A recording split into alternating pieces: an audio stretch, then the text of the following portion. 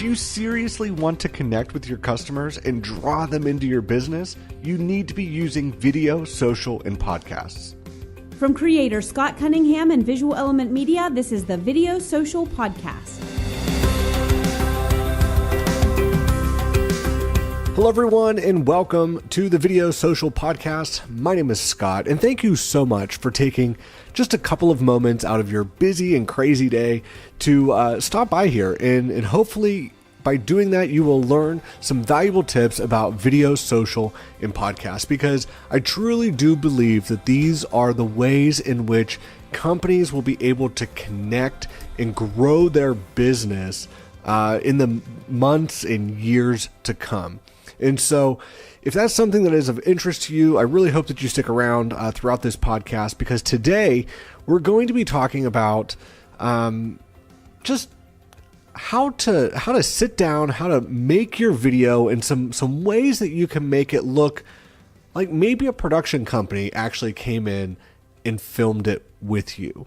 You know, so many people are saying, oh, I just use my phone, and that's fine. I mean, this video is not for you. If you're someone that's looking to just make something like super inexpensive and just make it on your phone, that's fine. And those videos have their place.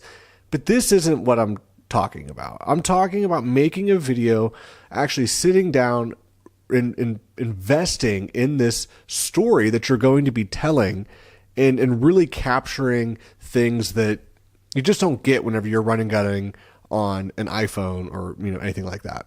So in the last podcast, if you missed it, we talked about planning out your video and how important that is.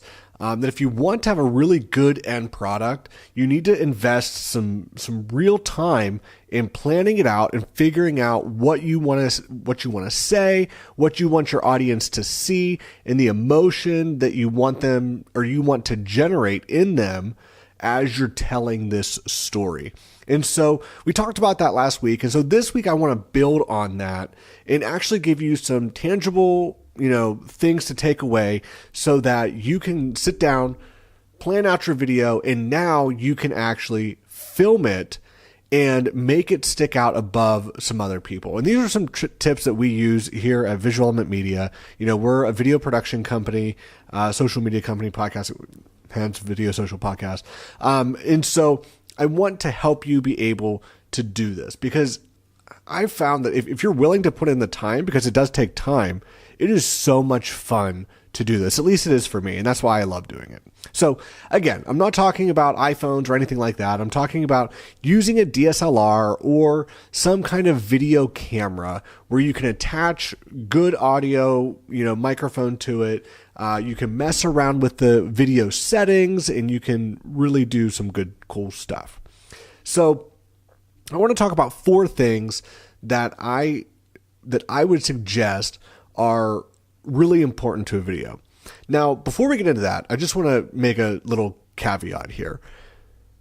In what I talk about, and in this podcast, I'm giving my opinions based off of my years in the video production business. There are so many ways to tell good stories, and there are so many ways to make cool and engaging video that you can't really fit them all into one line of thought. And you can't be a master, and you can't be proficient at all of them either. So I'm speaking strictly out of my experience, things that I've learned, things that I've done, and I'm just giving those tips to you so that you can listen to them, maybe give them a try, maybe you can build off of them, or maybe you try them and you're like, that's not really my style. But this is just my style, what I have used. And mind you, I'm always learning, and I'm never, I don't even think that I'm a master at what I do now, because I think that I'm always going to be a student, and I always want to be better, and I want to learn and grow as a filmmaker. And so if you're a master of it, you don't really have anywhere to go. And so this is just my line of thinking. This is how I see things and tell stories through my mind, through my lens. And so feel free to, try them out, and maybe you'll like them, maybe you won't, but But I just wanted to get that out of the way. If you have another style or if you have another way that you do video and it works for you, that's awesome. And I'm really glad that you found that. But I just wanted to share my side and my lens as well. So the 4 things I want to talk about are message, stability, look, and sound. So last week we already talked about message and putting together your message and all of that kind of stuff. So I don't want to spend any more time on that. Go watch our previous podcast or listen to it and learn how to put together the visual and the copy of your video. So stability. Stability is something that is important to me.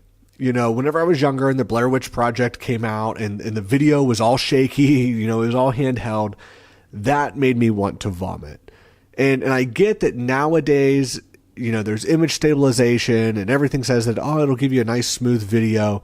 The truth is, within the first second, you can tell if a stability device was used, like a gimbal or a tripod, or if it was handheld.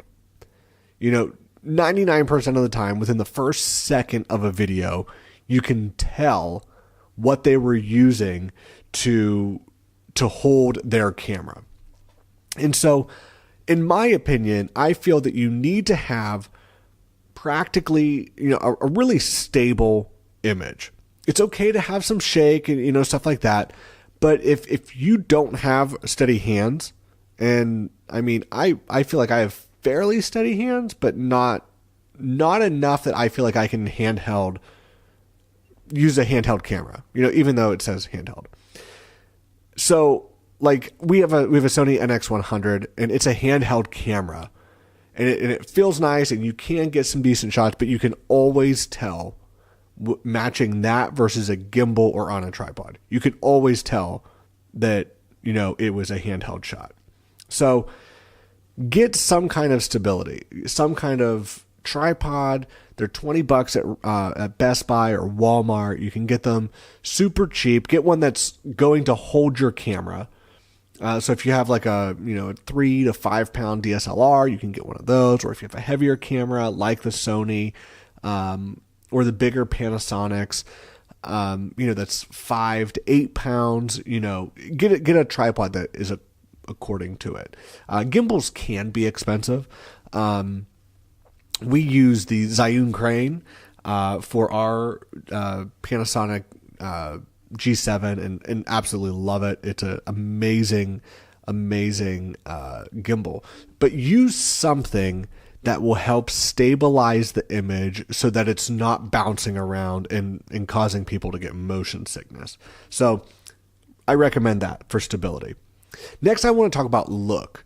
And the look is not just what the camera is looking at, but it's how you're setting up what the camera is looking at. So this could be anything from, how much light you're going to let in, what kind of light you're going to use. And I guess this would probably be better demonstrated if you're unfamiliar with what I mean by warm and cold light. Search YouTube for warm and cold light. Warm light is going to have more of an orange tone to it. Cold light is going to have a white or a blue, hue to it. And so you want to make sure that it matches what you have in your head. And I think this is one of the most difficult things for filmmakers, or for me, I will say, is getting what I have in my head to match what I'm seeing on my screen. And now, granted, you can manipulate some of this in post, but try to get it as close on the screen as possible to what you have pictured in your head. And use natural light as much as possible. Unless you have adequate lighting abilities, in a studio where you can manipulate and you can create light the way that you want it and you're very confident in your ability to do that, make sure you're using, lamps or overhead light or, anything like that, and then add supplemental light as needed. If you're outside in the middle of the day and it's sunny, you're not going to need a whole lot of help with light. One thing you can use outside so that you can kind of reduce the number of reflections and shadows or whatnot is go to Walmart, buy a piece of poster board or glue board, I think they call it, that's a little bit more firm. And you can hold that in front of the person so that the light is bouncing off of them and bouncing off the board and then back onto the subject. That way you don't have any weird shadows, under the chin or under the eyes, and they have really spooky looking eyes. So that's look. Make it look the way you want, and you can do that by using lamps, overhead light. You can, if you want like that cool, unfocused or blurry lighting, in the background, you could put, Christmas lights back there. You could have a lamp back there. You can do a whole bunch of different things, that will make your video look a little bit more interesting and just grab the attention. But use lighting to further that and play around with it, because a lot of times, we have an idea of what we want, and there's a couple of different ways that we can achieve that.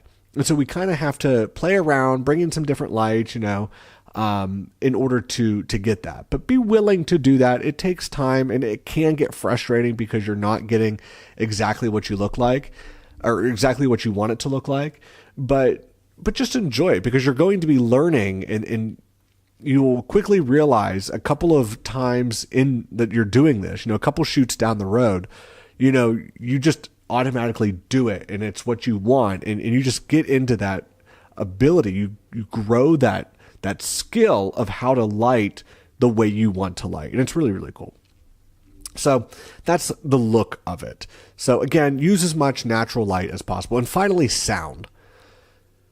For me, sound is like almost as important as how it looks. I don't know why, but sound for me is really, really important. And I get that there are like two camps on this. There's people like me where if the sound quality is not good, it better be a really good message that I am buying into, because for whatever reason, I just can't deal with, echoey sound, and it just sounds awful to me. But then you have other people who they could care less. Like, they could listen to a professionally produced podcast, or they could listen to some guy, that just is talking into a phone, and there's no difference. And I get that what you're saying is more important than how it sounds. But again, we're looking to stand out above what everyone else is doing. And this is assuming that what you're saying is good, is quality, is what people want to hear. It's going to engage them. And what my belief is, what we have seen, is if it sounds professional, people are going to assume that it's a higher quality piece. And when people see something as having a higher quality, they're more willing to give it attention. They're more willing to spend money on it. And so we just see that it causes people to have better engagement with a video. Now, like I said, if you're using a phone, there are some, microphones you can plug in, but for the most part, they don't give you as good of sound as, what a Rode microphone would do, or a Movo phone, or a Riglav. So you can buy these. They're fairly inexpensive. They're anywhere from like $40 to $80, and you can get them, and they can clip on, or they attach to the shoe of your DSLR or your camera. And these are just going to capture much better audio than what you would get just from using the onboard microphone, or even one of the stereo mics that you can buy on Amazon to plug into your phone. So do a little bit of research, find one that works for you. We love using the Riglav. We like using the Movo. They're fairly inexpensive, and they have really good sound. And so make sure that if you are getting like the Movo or the Rode mic, get the wind sock that goes with it so that it drowns out some of that audio from outside.